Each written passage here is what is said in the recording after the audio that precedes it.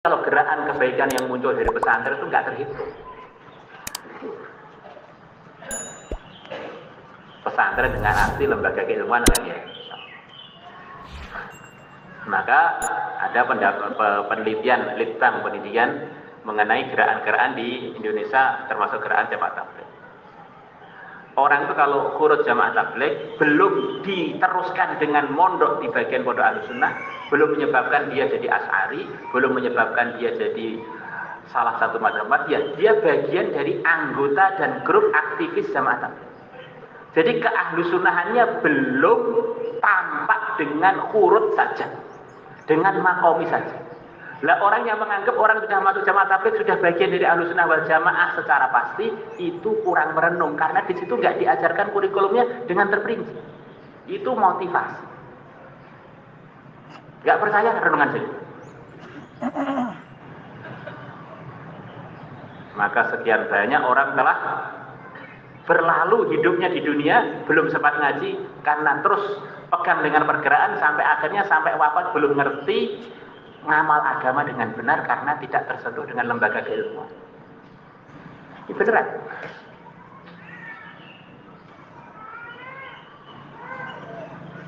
La ilaha illallah, daftarkan kepada Allah. Kemudian yang kedua, pengelola. Pengelola kan terbagi antara ansor dan muhajir. Ini dua-duanya ini tidak ada yang tidak penting. Maka para ustadz harus ngerti kepentingannya para ansor. Orang ansor juga ngerti kepentingannya para ustadz. Memang dunia ini isinya itu orang berbeda-beda supaya ada kerjasama. Kalau sama semua kita repot. Bentuk kerjasamanya itu bagaimana? Sebab berbeda akhirnya ada bentuk kerjasama. Laki dan perempuan berbeda akhirnya ada kerjasama bareng-bareng buat anak. Coba kalau sama, akhirnya ada home.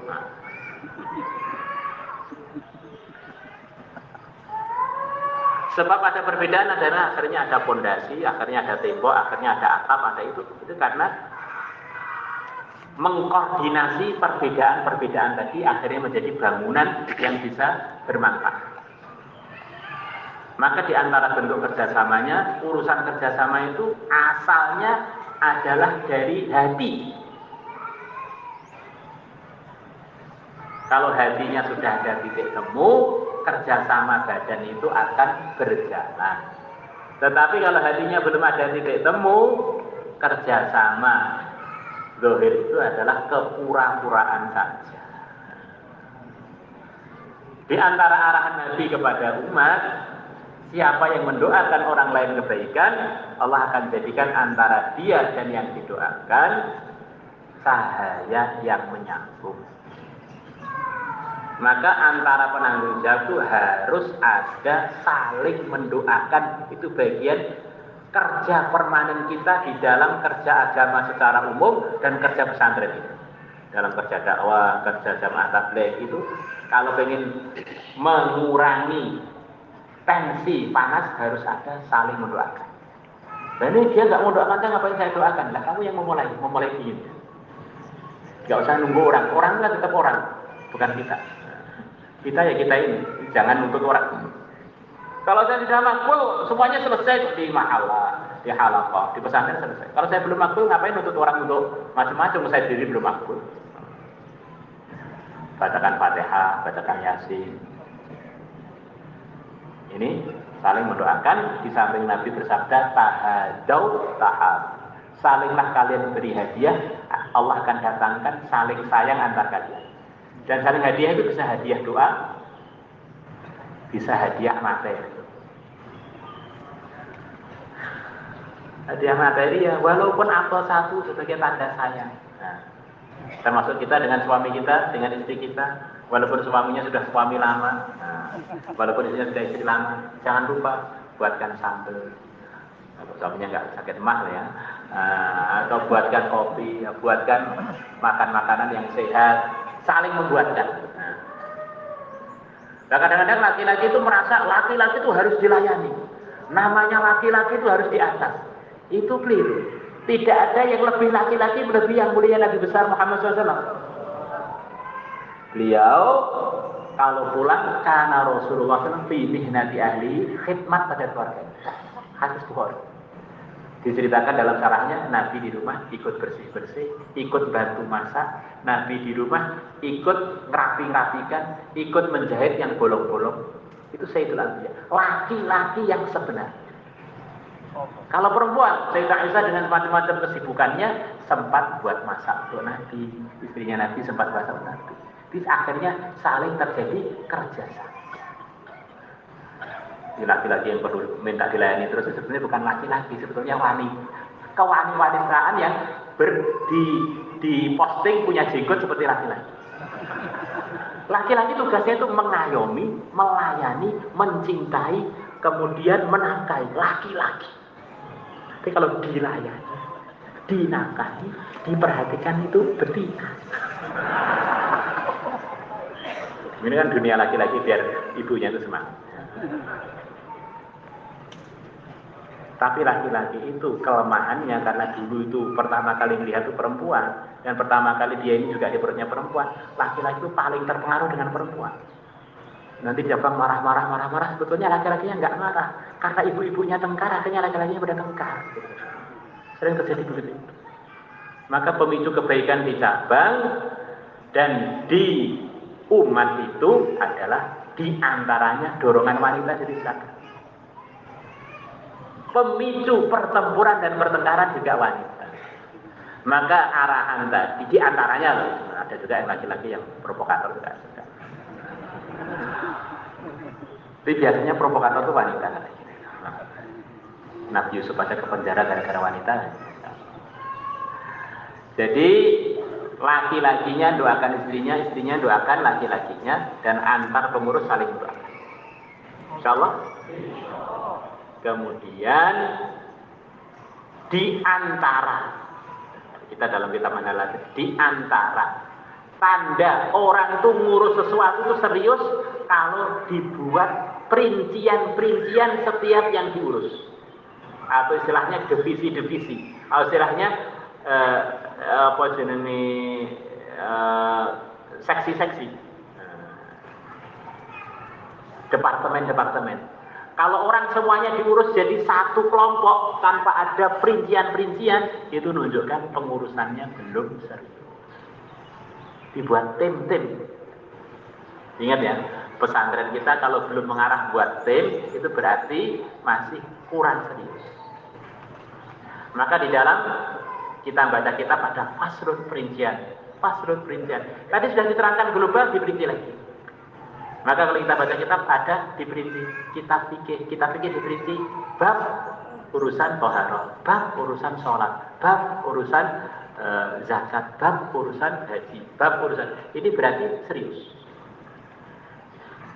Maka di antara di sini untuk membuktikan serius ada tim pelajaran nahwu, tim pelajaran soroh, tim mengurus koperasi, tim untuk mengurus tamu, tim untuk mengurus bangunan, tim. Nah ini berarti sudah serius. Yang belum mengarah ke situ itu diharapkan secepatnya untuk dibentuk gambaran-gambaran ke arah supaya ada yang fokus, kemudian nanti disatukan dari satu majelis untuk koordinasi dan untuk saling berikan masukan apa yang lemah di situ dikuatkan. Tidak boleh cabang itu semuanya hanya diurus satu orang. Nanti kalau satu orang itu sakit, cabang itu sakit. Kalau satu orang itu mati, sak cabang repot semua. Semuanya minimal setiap tim itu diusahakan berjamaah 3 orang. Jadi agak mundur, ada ini. Saling mengetahui, saling mengingatkan dengan keyakinan kita ini bukan orang maksum. Ada orang itu diberi amanah di cabang urusan macam-macam karena sendirian, begitu ada masalah di situ nggak ada yang diajak musyawarah, akhirnya numpuk, tiba-tiba cabang sudah kolab baru ketahuan. Penting sekali. Termasuk urusan pengajaran, numpuk semuanya ustadz ini sampai semua pelajaran tidak ada yang maju karena ustadznya kebanyakan kebanyakan pikiran tadi.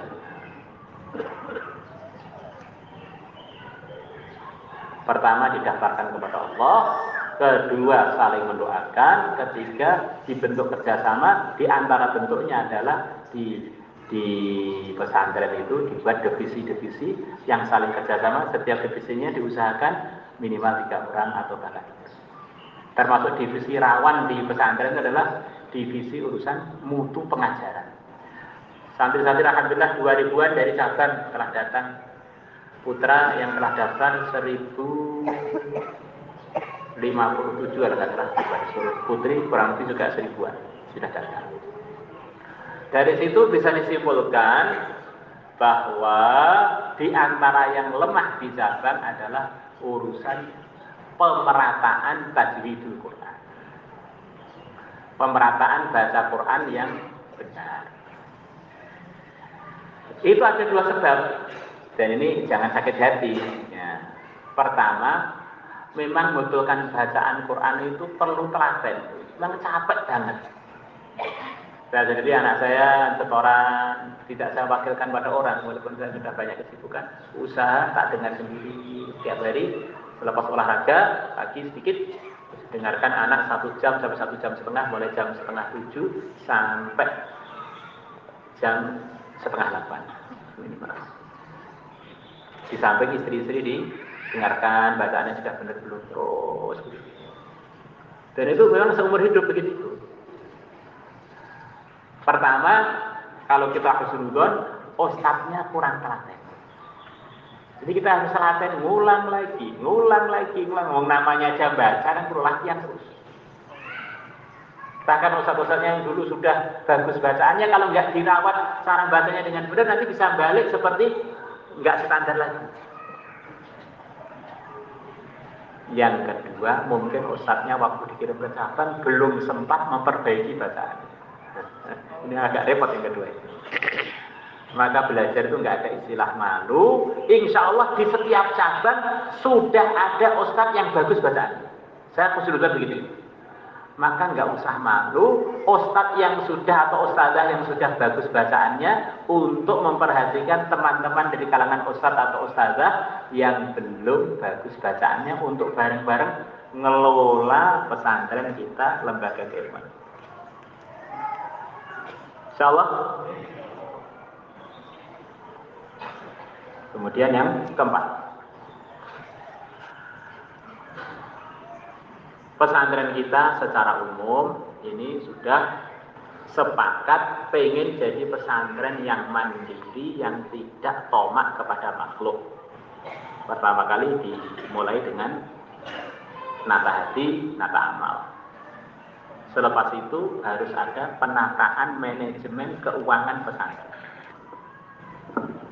Coba antum pikirkan, ini antum pikirkan di Al-Fatah. Di Al-Fatah santri yang mukim anggap saja 18.000. Ya, itu ya. Yang mungkin 18.000. Mana yang dari desa banyak, apalagi wayahnya pada hijrah lebih banyak.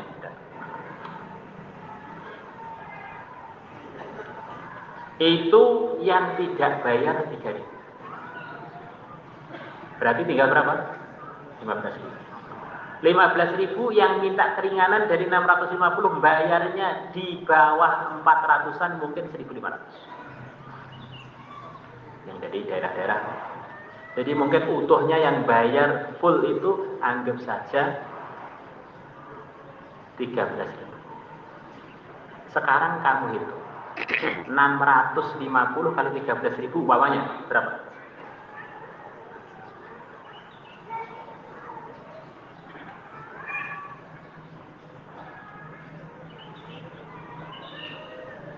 Ini tak berenung bareng-bareng. 8 juta 450. Kira 8 juta 450. 8 miliar itu uang receh kan. 8 miliar itu uang receh untuk mengelola 17.000 orang. Gajinya ustadz setiap bulan 2 miliar. Akhirnya jadinya berapa? Tinggal 5 miliar. Tahun ini 5 miliar setiap bulan ya. Untuk makannya santri, setiap sekali masak, anggap saja setiap 1 kilo untuk 10 orang. Berarti berapa? Berapa ton? Minimal 1 ton 7 kintal. Begitu ya kurang lebih ya. 1 ton 7 kintal. 1 ton 7 kintal kali 2. Berarti berapa ya? 2 ton. 3 ton berapa? 2 ton 12 kintal. Hah? 3,4 ton setiap hari belum dengan lauknya. Anggap saja setiap kilo apa itu 10.000. 10.000 kali 37 berapa? 37 juta. 310. Enggak, 37. Kan 3 ton 7 kan? 3 juta 700. Ya kan? 10.000 kali 3 ton. 1 ton yang berapa? 1 ton kan 10 juta. Kan 3 ton, 37 juta. Nah, ya 37 kamu kalikan 1 bulan. Wes kesimpulannya kalau pakai uang itu tidak akan bisa bangun mepet-mepet. Tahun ini kita bangun kurang lebih, belum lagi kalau santri kurut dihitung, kalau santri kurut setengah tahun berkurang karena kurutanya bayar separuh, belum lagi dengan perpulangan berkurang kurang lebih dengan perpulangan yang hanya separuh 2 miliar.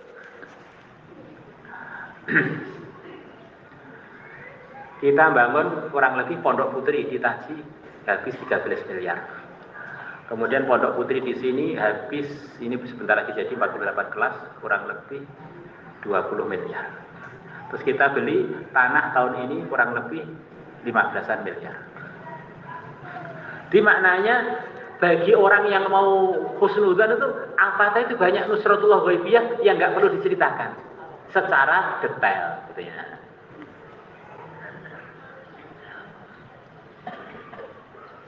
Nah itu diantara triknya secara pengaturan dohir harus ada penyatuan pendapatan.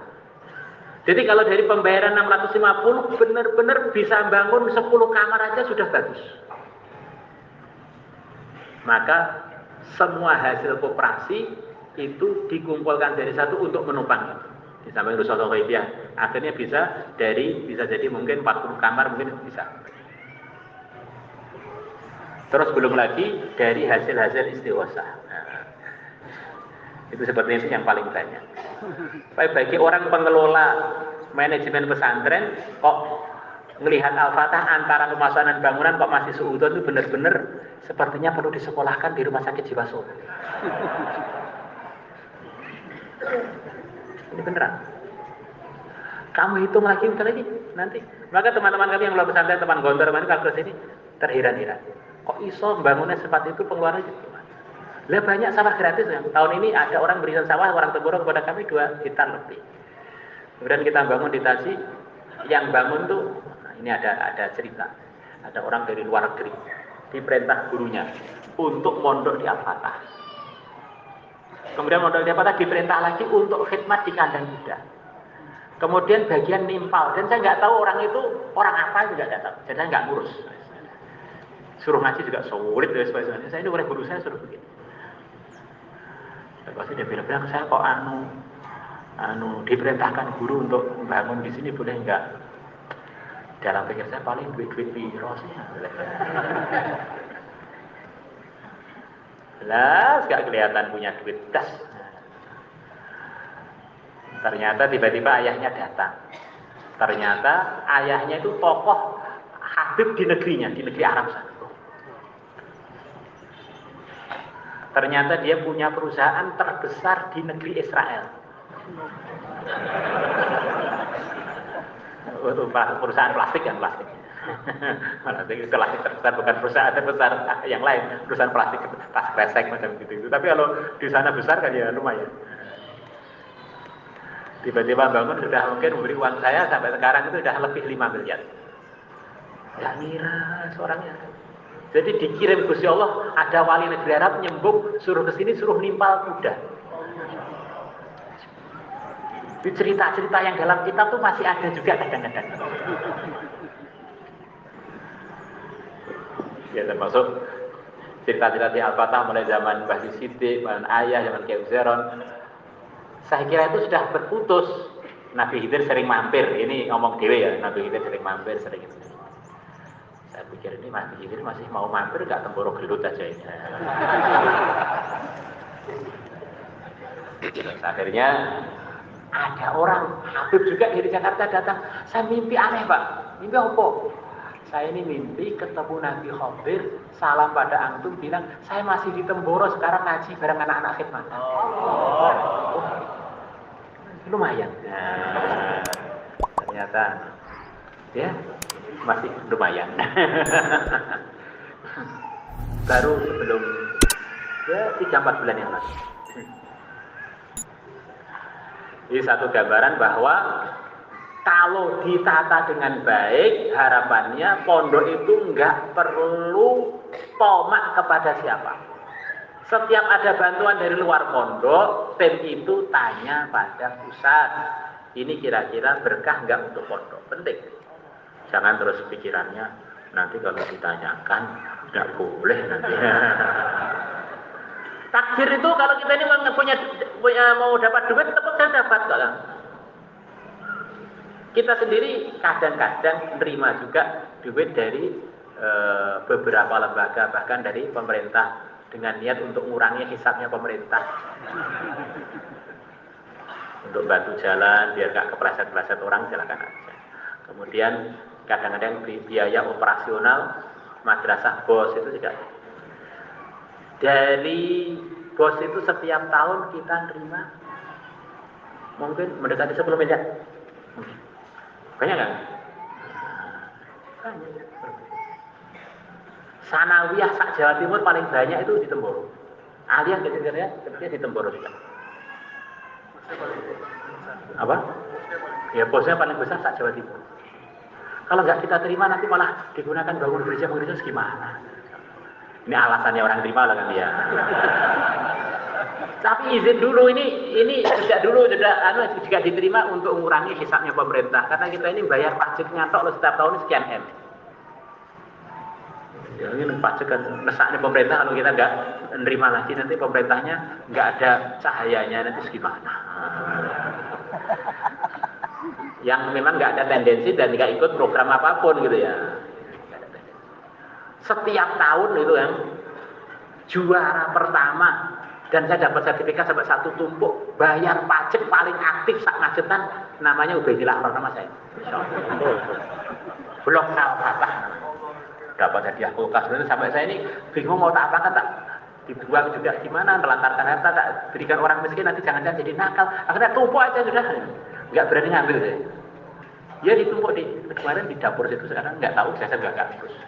Ada yang mau apa itu buat untuk kepulan market. Jangan, karbon tuh nggak usah digitukan aja masih banyak yang beli kok. Nanti apa itu diberi kulkas dari hasil pajak. La ilaha illallah. Nanti asalnya bikin la ilaha illallah, akhirnya sarungnya yang goyang. Lalu diberikannya ada ustad itu lo nggak usah diberi itu lo banyak yang bolos. Diberi hasil pajak. Hadiah pajak. Kan murni bang hadiah pajak ya. Ada kulkas, kompor, terus apa lagi. Ya ini maksudnya satu gambaran. Dikelola yang baik, akhirnya nanti insya Allah akan ada kelebihan dengan amanah. Kelebihan itu insya Allah barokah. Terus andaikan ada uang datang dan itu halal kita terima. Ada sebagian cabang sembunyi-sembunyi nerima uang-uang itu dari petugas-petugas bank.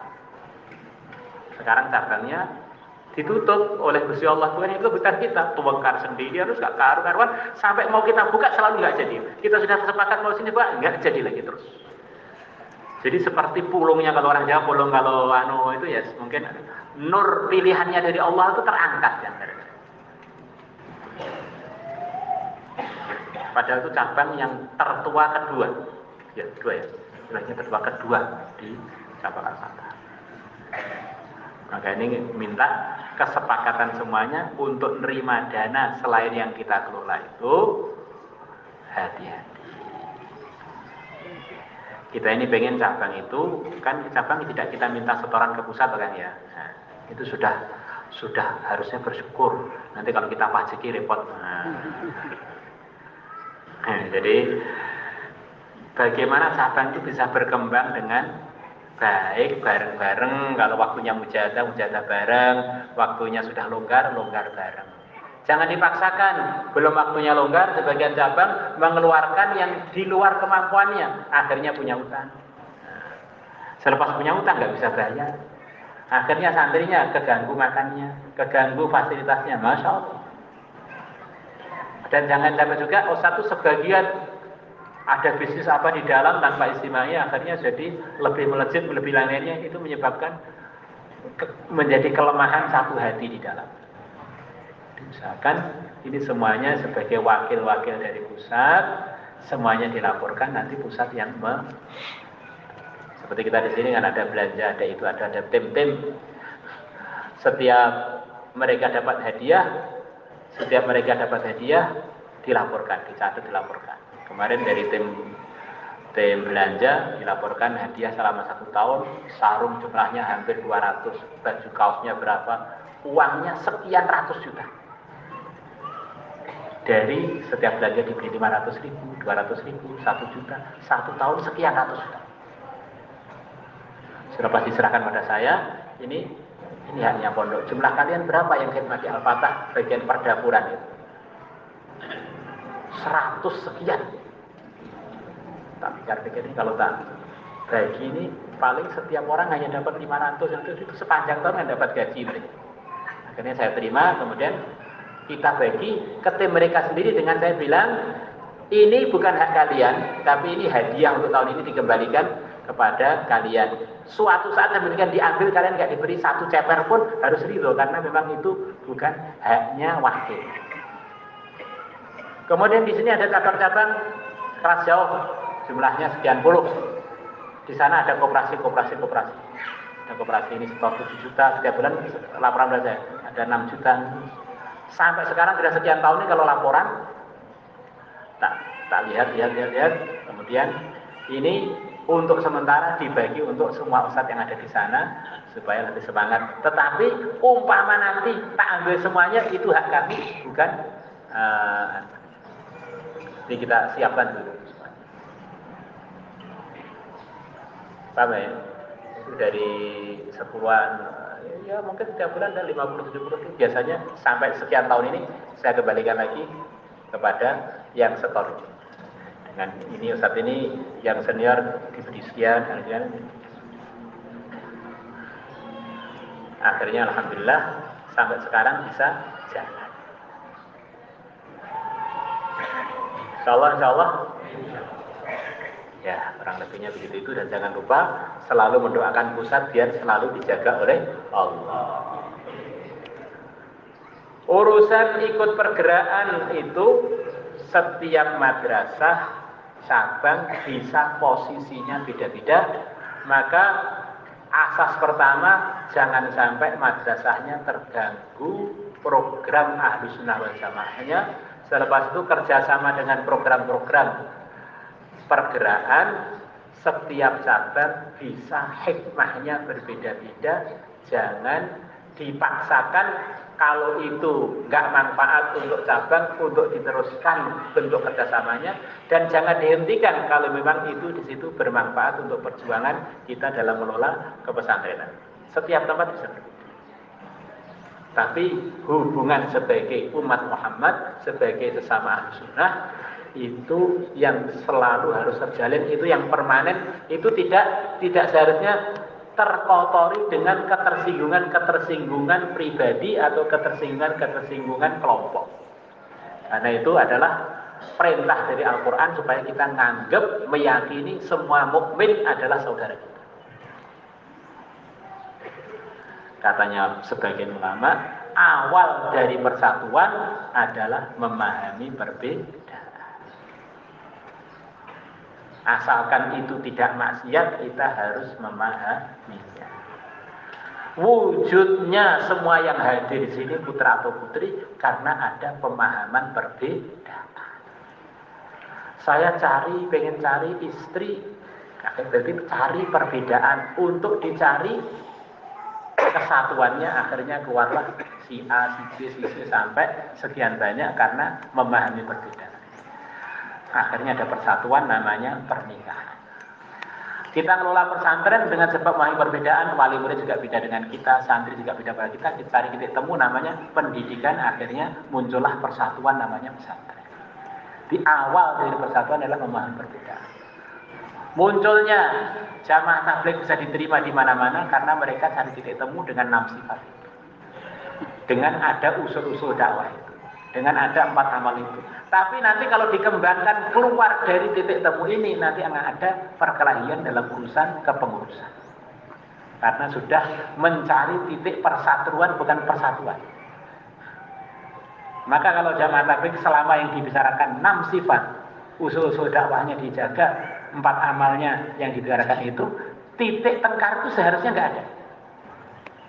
Titik tengkar kenapa? Karena perbedaannya dipaksakan untuk dipahami oleh semuanya. Maka kita mengarah yang lebih dewasa, pertama kali persatuan dimulai dari memahami perbedaan. Pertama kali perpecahan adalah memaksakan persamaan. Benar ya? Coba kalau kita ini memaksakan persamaan, mertua kamu dengan mertua saya harus sama. Kira-kira gimana? Pondok kamu dengan pondok saya harus sama. Padahal perkara itu baik, tapi kalau dipaksakan jadi tengkar. Jadi tidak semua kebaikan itu boleh dipaksakan, apalagi yang nggak baik. Coba kamu renungkan kata-kata dua ini, renungkan ulang-ulang lagi. Iya. Saya dengan istri itu jangan cari titik persamaan toh, titik perbedaan yang bisa dikerjasamakan. Istri kerjasama ngandung anak saya kerjasama jadi pejantannya. Saya kerjasama. Kalau itu nggak bisa ngandung. Jadi cari perbedaan untuk dicari bagaimana mengelola perbedaan tadi akhirnya menjadi kerjasama. Coba kalau kita bilang kerjasama, ta'awan, itu berarti kan memahami perbedaan. Sholat jamaah, imam dan makmum. Berarti kan memahami perbedaan, satunya jadi imam, satunya jadi makmum. Coba kalau semuanya pengen jadi makmum, tidak ada imamnya. Semuanya jadi imam, tidak ada makmumnya. Di pertama kali persatuan yang terjadi di dunia manusia ini karena memahami perbedaan, terus gimana ngelolanya biar semuanya bisa terima. Coba kita ini dengan istri, dengan anak yang suka tengkar, cari kebaikan istrinya apa yang kira-kira nanti bisa kita kelola bareng-bareng. Tidak selalu kebaikan itu sama. Kita dengan mertua kadang-kadang tengkar. Coba cari titik temu dengan mertua yang kira-kira bisa dikerjasamakan. Nanti akhirnya kan tinggi. Jangan memaksakan persamaan walaupun persamaan itu baik. Mungkin kalau saya ini memaksakan persamaan, istri saya satu aja nggak jadi kan. Karena memahami perbedaan akhirnya satu ternyata masih bisa ditambah lagi untuk kerjasama. Ternyata 4 juga nggak terlalu berat. Yang dicari itu memang ya bagaimana dikelola bareng-bareng. Masa di rumah ada acara tahajud bareng, ada acara setoran bareng. Itu pun sering nggak hadir bareng, akhirnya saya nggak peduli, saya penting saya program. Akhirnya jangan memaksakan kondisi teman kita yang waktu itu nggak siap, kita nggak tahu kan. Yang penting kita program baik. Jangan sok maksakan kehendak walaupun pengen kita itu baik. Orang itu kalau pengen orang lain sama dengan dia, ini sama aja bilang, ya Allah, saya pengen yang ngelola takdir saya saja, gak usah kau. Jadi orang itu kalau nuntut harus satu pikiran dengan kita itu lucu. Wong kita aja loh, dengan mertua gak satu pikiran, dengan ayah gak satu pikiran, dengan istri gak satu pikiran, dengan anak gak satu pikiran. Kita sendiri namanya gak jujur dengan diri sendiri loh. Untuk diri kita longgaran, gak apa perbedaan. Sementara orang lain harus sama dengan saya. Itu namanya lucu. Namanya gak jujur dengan diri sendiri. Gak jujur dengan diri sendiri, nyuruh orang lain jujur pada kamu. Salah ya? Jadi kurang lebih gambaran-gambaran hidup sebentar itu biar banyak pahala.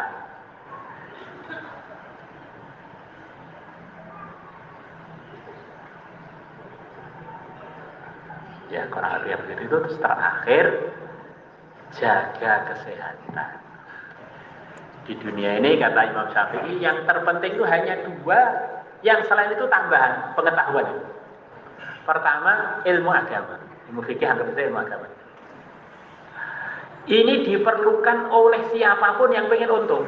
Tambah dia banyak ilmunya, tambah ada gambaran untuk tambah untung. Pejabat, rakyat, kaya, miskin, santri, wali murid, penanggung jawab atau makmur, amir, semuanya perlu pada ilmu agama biar dia selalu untung. Kalau ilmu-ilmu dunia itu belum tentu menguntungkan. Kadang-kadang biaya sekolahnya mahal, ternyata nggak laku. Jadi kalau ilmu agama itu kita di posisi mana saja memang perlu terus. Di pengetahuan yang diperlukan oleh semua orang itu sebetulnya hanya pengetahuan agama. Orang itu kalau sudah beragama, kaya masuk surga, miskin masuk surga, terhormat masuk surga, terhina pun masuk surga. Dihormati masuk surga, nggak dihormati juga masuk surga. Kemudian yang kedua, ilmu kesehatan. Itu diperlukan oleh ustadz, oleh ustazah, oleh wali murid, oleh santri. Orang itu kalau nggak sehat, jadi ustadz juga nggak enak, jadi santri juga nggak enak, jadi orang kaya juga nggak enak, jadi pejabat juga nggak enak, nggak sehat.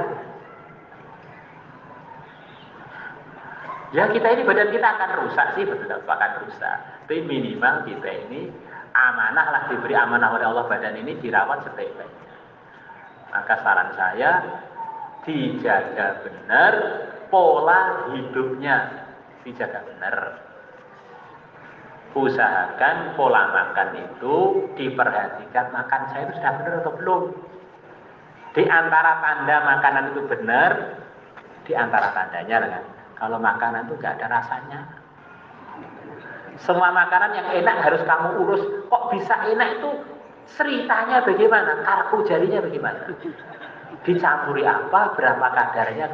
Kalau makanan asli itu kan secara umum nggak ada rasanya. Kok bisa berasa, harus diurus. Ini harus bentuk tim keamanan untuk ngurus makanan kok bisa enak itu gimana. Maka kalau dilihat makan kesehatan, makanannya orang-orang fitness, orang-orang olahraga, rata-rata tidak ada rasanya. Kentang ya dicelup aja, digodok di kantong. Kemudian tempe ya tempe dikukus. Kemudian kalau asin ya paling dicolokin ke tangan gitu. Dan di Indonesia itu sumbernya makanan sehat ya. Hanya cara ngelolanya itu yang kurang sehat.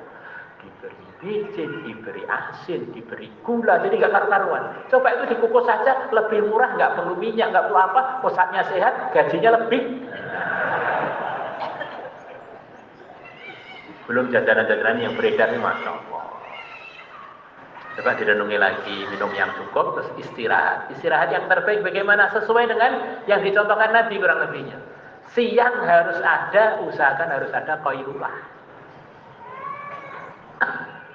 Malam, Nabi mayoritas penggunaan malam beliau, kecuali waktu-waktu tertentu adalah untuk istirahat. Sampai para ulama mengatakan, kurang lebih istirahatnya Nabi siang dan malam tidak kurang dari 6 jam. Maka banyak pesantren termasuk di Turki, pesantren mewajibkan santrinya istirahat 6 jam. Tidak boleh lebih, dianggap kebanyakan, tidak boleh kurang, dianggap kurang. Kok bisa? Anggap saja qailullah 1 jam. Kemudian Nabi tidur awal malam. Mulai jam 6, anggap saja jam 6 sampai jam 6 lagi sampai subuh, anggap saja 12 jam. Mulai tenggelam matahari. Kalau awal malam, anggap saja beliau jam 9 sudah tidur. Atau jam 8 sudah tidur. 8, 9, 10, 11, 1, 2.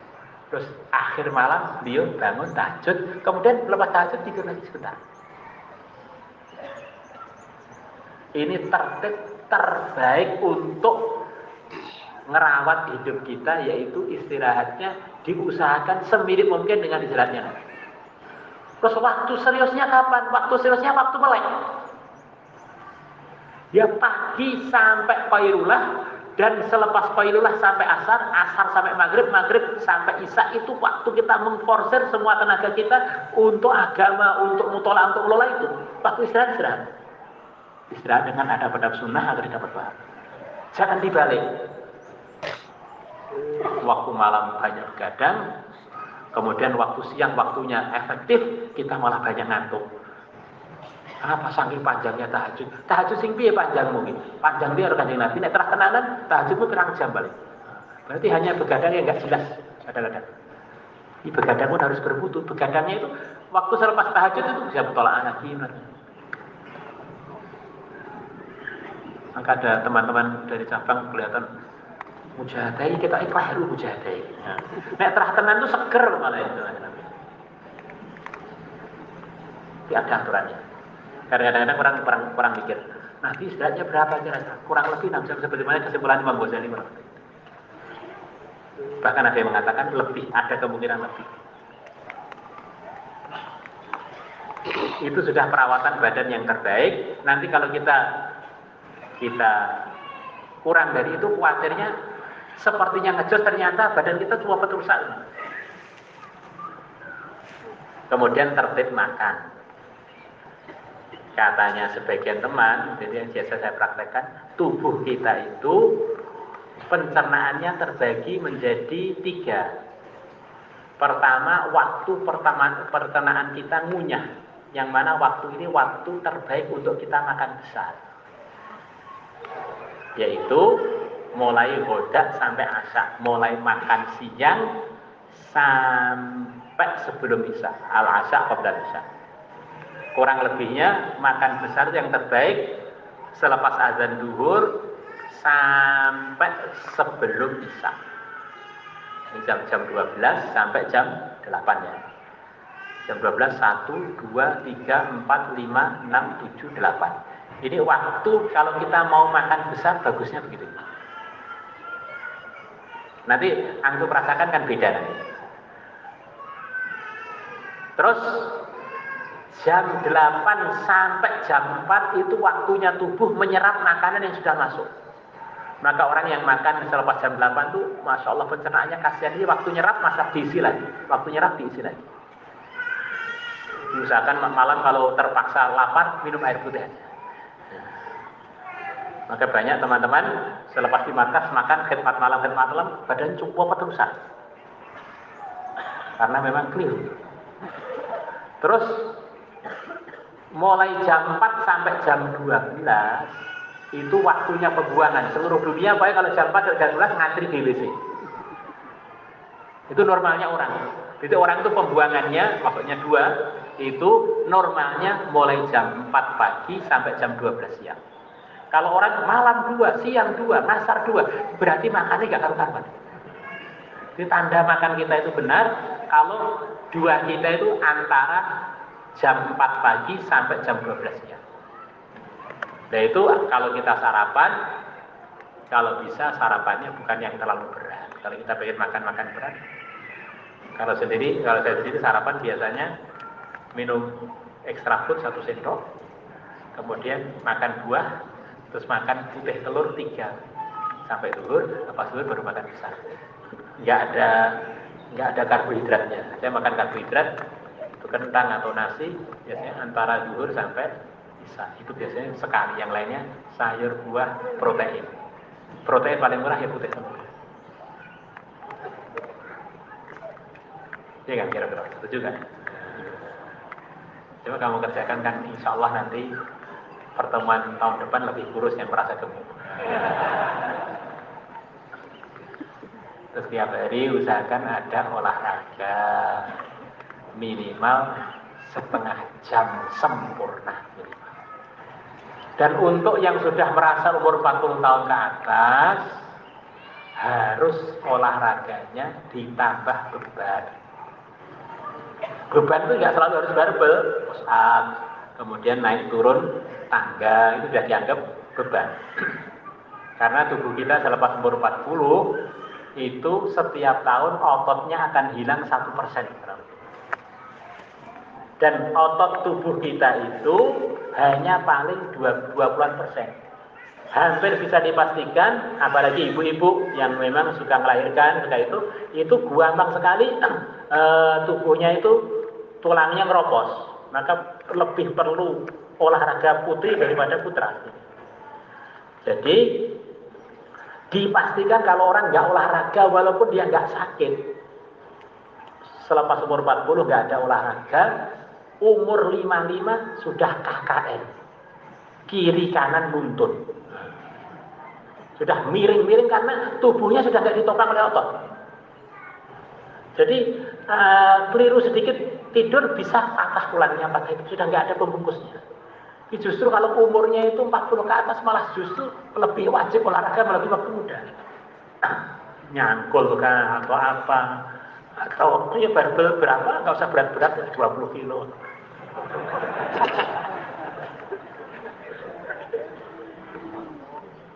Ini pentingnya, saya sudah tua, nggak usah lagi. Justru tua itu badan kita sudah haus, nanti kalau nggak dirawat, seperti mobil tua begitu, ngadat sana, ngadat sini, nggak karu-karu. Gimana? Insya Allah? Nabi kita dalam riwayat Tabarani, beliau jadi Nabi kan umur 40 ke atas. Kelihatan beliau pas nggak pakai baju, kelihatan perut beliau seperti ada batu-batu yang disusun. Jadi perutnya Nabi itu sikpak, Masya Allah. Bener-bener kotak-kotak, Masya Allah. Nggak ada lemaknya belas. Baginan mutamasikan dalam hadis apa? Berisi dan nggak ada kendornya. Padahal itu sudah 40 tahun ke atas semua sampai 55. Begitu umur 55 ada perintah jihad, maju perang, beliau umurnya 55. Sampai wafat umur 63. Di umur 65 itu sudah malah masuk medan pertempuran. Sudah 55, sudah keropos semua. Bukan waktunya maju, soft depan.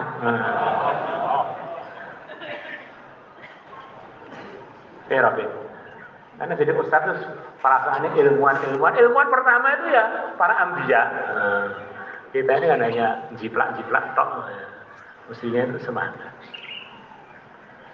Ibu-ibu juga itu penting sekali. Jadi orang itu diusahakan setiap hari itu minimal naik turun lututnya itu 50 kali.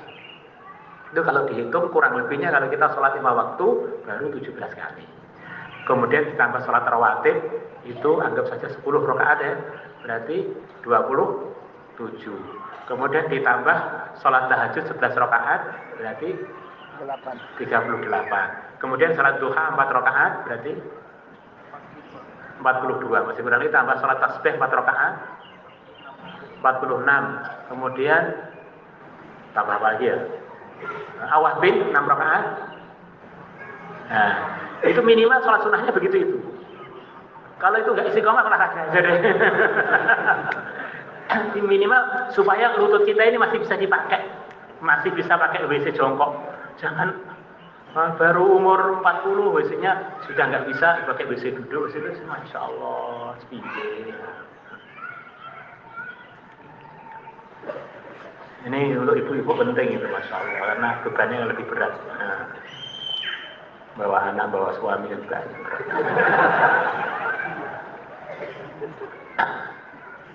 Penting istrinya dirawatnya anaknya orang ya. Ini anaknya orang telah kita terima qabil tu nikahaha. Dirawat, dari kecil dirawat orang tuanya, jangan sampai selepas kita rawat kita telantarkan. Telantarkan kucing aja bisa dimurkai Allah loh ya. Lagi melantarkan istri orang beriman apalagi ustazah.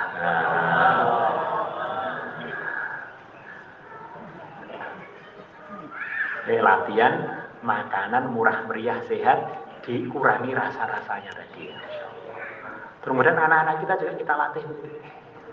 Makan nasi itu perlu itu untuk pembakaran, tapi kalau bisa anak-anak kita tuh dilatih makan nasinya itu mulai awal memang disedikitkan, biar gak jadi ahli nasi. Sedengah. Karbohidrat memang sengaja dibiasakan untuk tidak banyak. Dibiasakan suka sayur, dibiasakan suka buah, suka air putih, dilatih. Jangan suka manis-manis. Nanti kalau di pondok sudah terbiasa begitu, jadi sehat. Kemarin ada sebagian ponakan saya sakit, bingung, kok tiba-tiba nggak bisa jalan, ada apa? Ternyata alergi apa itu? Gula putih. Ini gula putih itu sebagian tubuh itu kena 1 sendok teh aja nggak bisa jalan. Bahayanya gula putih. Dan alergi nasi, kena nasi nggak boleh. Masya Allah. Maka kadang-kadang kita ini lemas, bingung ya. Coba tinggalkan nasi putih dulu dan gula putih. Kok ternyata jadi enak? Oh ternyata saya ini nggak cocok dengan nasi putih dan gula putih. Nah makanannya apa? Banyak tempe, banyak kentang, banyak tahu, banyak yang dikukus, jangan digoreng.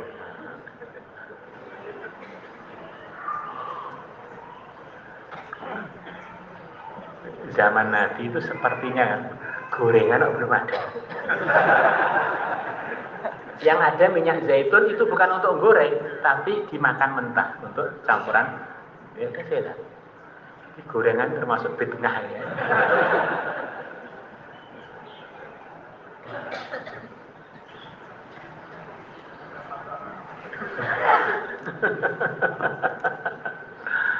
Alhamdulillah. Jadi sebetulnya ada kaidah yang paling mudah, dia itu kan terlalu berat tadi mungkin. Kaidah paling mudah. Orang itu kurang sehat itu secara umum karena makannya itu di atas porsinya. Kalau makannya hanya beberapa sesuai keperluan, insya Allah sudah. Walaupun kadang-kadang agak keliru, masih ditoleransi lah oleh badannya. Tapi kalau sudah keliru terus berpiring-piring, insya Allah ya. Terus diusahakan ada puasa-puasa sunnah. Sumu tasihu sehat. Kemudian puasalah kalian yang sehat. Di samping itu terapi untuk membersihkan hati. Siapa yang puasa 3 hari setiap bulan, yudhibu wahara sadri, menghilangkan penyakit hati. Dan ini di Sabang kan banyak penyakit hati. Namanya ngelola lembaga, yang dari lembaga itu muncul semua kebaikan, tentu setan nggak suka. InsyaAllah. Allahumma salli ala sayyidina Muhammad wa ala ali sayyidina Muhammad kama sallaita ala sayyidina Ibrahim wa ala ali sayyidina Ibrahim fil alamin innaka Hamidum Majid. Ya Allah, kami titipkan kepada Engkau, ya Allah, iman kami, amal kami, keluarga kami, langkah dan keputusan kami, pesantren kami, ya Allah, cabang-cabang kami, ya Allah, niat-niat kebaikan kami, ya Allah, masa depan akhirat dan dunia kami, ya Allah, dan negeri kami ini, ya Allah, dan semua yang hadir di majelis ini, ya Allah, bimbinglah kami semuanya, luruskanlah kami semuanya, tuntunlah kami untuk menuju langkah-langkah yang lurus, menuju langkah-langkah yang barokah. Jadikanlah kami, ya Allah, saf terdepan dalam mengamalkan agama, memperjuangkan agama, garda terdepan dalam memperjuangkan dan membangkitkan Ahlus Sunnah wal Jamaah. Jadikanlah kami semuanya asbab persatuan untuk diri kami, untuk umat, untuk lembaga yang kita kelola, ya Allah. Satukan hati, satukan fikir untuk selalu dalam ridhamu, untuk selalu mengikuti yang mulia dan besar Muhammad sallallahu alaihi wasallam.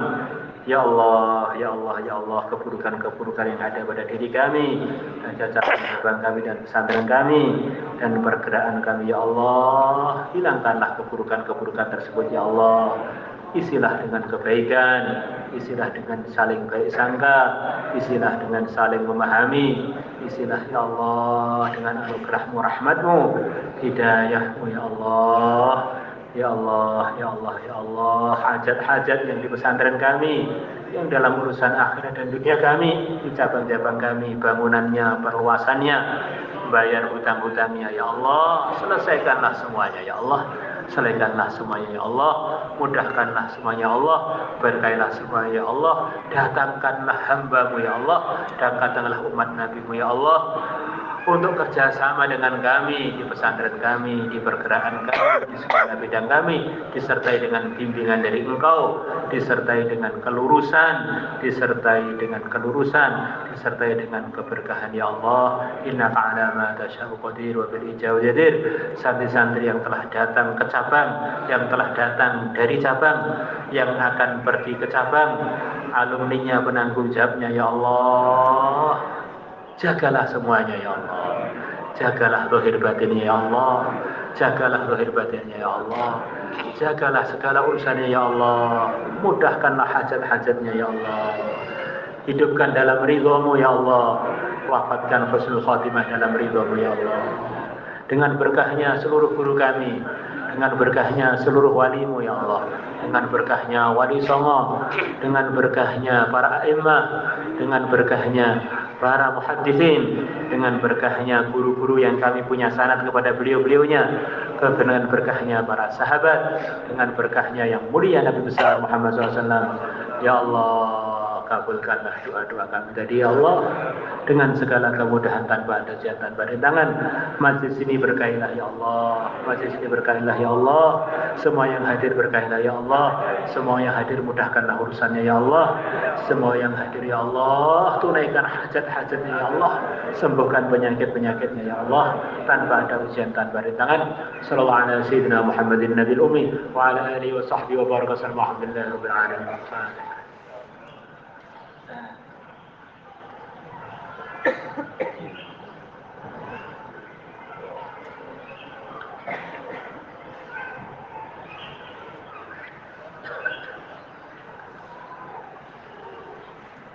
Sini minta doanya. Tahun ini kita akan banyak pembangunan mungkin, termasuk diantaranya rencana kami nanti pertemuan wali murid depan, putra dan putri, niatnya itu kalau bisa satu lokasi, putrinya di belakang, terus kemudian putranya di depan. Kita akan membangun begini lagi di tempat sana, yang kemarin untuk putra, di belakangnya 2 hektar lagi. Maka minta doanya semoga itu beres insyaallah. Jadi nanti lebih mudah pengelolaannya, lebih mudah parkirnya insyaallah. Jadi seukuran ini lipat 5 ya. Karena ini kan 4.000 meter saja. Ini 4.000 meter, ini 40 kali 100. Di sana nanti 2 hektar. 2 hektar itu ya 4.000 kali 5 ya. 20.000 meter. Akhirnya genap dengan depan 4 hektar lumayan. Niatnya begitu, itu bertahap-tahap mau diberi lantai yang sesuai biar awet. Rencananya pakai batu aja, pakai batu marmer aja. Duitnya dari mana? Duit nggak bisa apa-apa kok berharap pada duit. Niat dulu.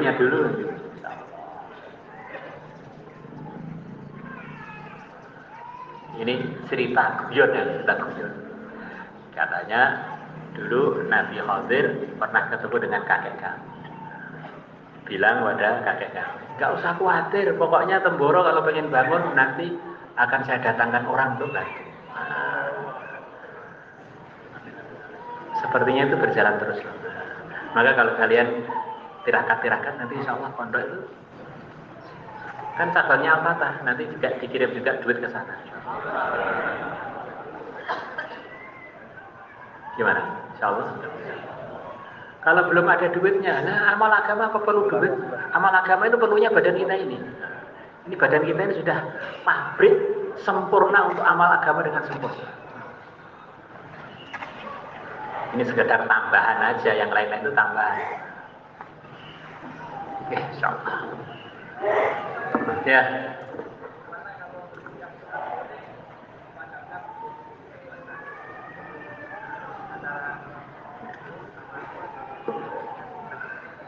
Biasanya sudah lewat itu, lewat FM sudah. Hanya yang ikut serta mungkin disempurnakan. Insyaallah ya. Ini keperluan kita semua ditolong oleh Allah, karena istighosah itu artinya kan minta ghaus, minta pertolongan dari Allah.